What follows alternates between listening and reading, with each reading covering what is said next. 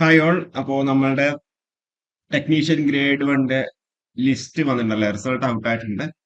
അപ്പൊ അതൊരു computer based test മാത്രമേ ഉള്ളൂ. അപ്പൊ അതിൽ ഇപ്പം വേക്കൻസി അനുസരിച്ചിട്ട് 1:1 റേഷ്യോയിൽ തന്നെ എന്താ അവര് ഷോർട്ട് ലിസ്റ്റ് ചെയ്യപ്പെട്ട ഉദ്യോഗാർത്ഥികളുടെ ലിസ്റ്റ് എന്ത് കറസ്പോണ്ടിങ് RRBs പുറത്ത് വിട്ടിട്ടുണ്ട്.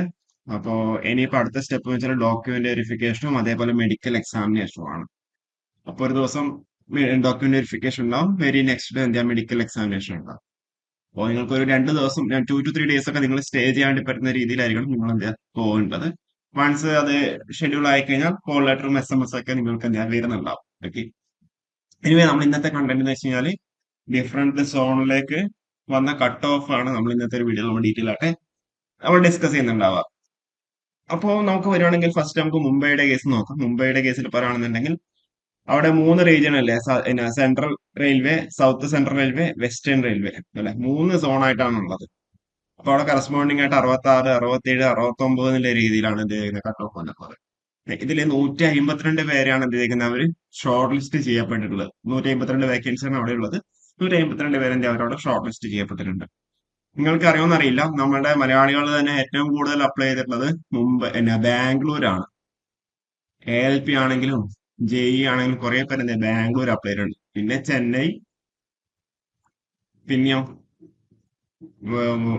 മുംബൈ, പിന്നെ ട്രിവാൻഡ്രം. ഓക്കെ.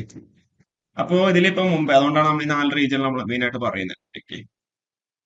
അപ്പൊ 152 വേക്കൻസി ഉള്ളത്, 152 പേര് ഷോർട്ട് ലിസ്റ്റ് ചെയ്തിട്ടുണ്ട്. ഇനിയിപ്പം ബാംഗ്ലൂരിലേക്ക് വരികയാണെന്നുണ്ടെങ്കിൽ അവിടെ 60 മാർക്കാണ് കട്ട് ഓഫ് ആയിട്ട് വന്നുള്ളത്. ഓക്കെ.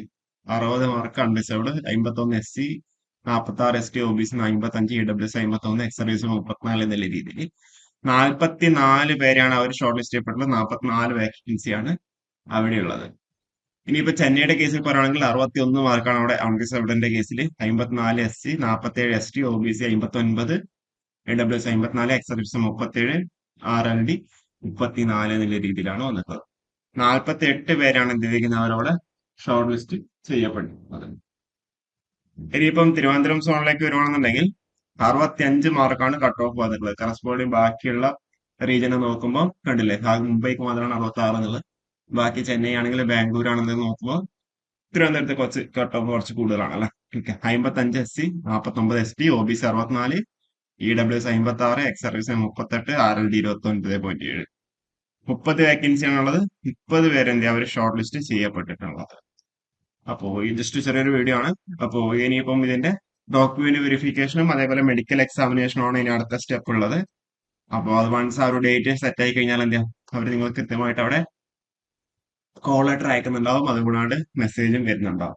ഓക്കെ. അപ്പൊ നിങ്ങൾക്ക് അവിടെ 2 to 3 days നിങ്ങൾ സ്റ്റേ ചെയ്യാൻ വേണ്ടി പറ്റുന്ന രീതിയിലായിരിക്കണം നിങ്ങൾ പ്രിപ്പയർ ചെയ്തിട്ട് പോകേണ്ടത്. ഓക്കെ.